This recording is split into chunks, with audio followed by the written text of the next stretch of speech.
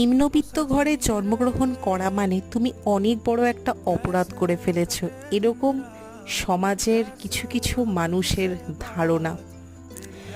মানুষ জানো তো বড়ই অদ্ভুত।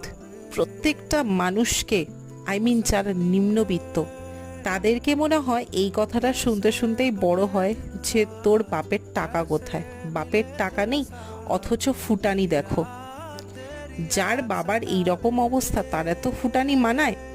মানে আমরা নিম্নবিত্তরা না কোনো ফুটানি করতে পারবো, না আমাদের কোনো শখ আহ্লাদ থাকবে, না কিচ্ছু।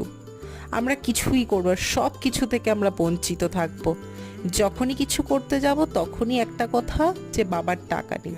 আর স্ট্রাগল তো যদি স্ট্রাগল করে যদি ঘুরে দাঁড়াতে পারো জীবনে, তবেই তোমার স্ট্রাগল। আর স্ট্রাগল করে যদি তুমি ঘুরে দাঁড়াতে না পারো, ব্যাস আর কি, তার মানে তোমার স্ট্রাগলই না।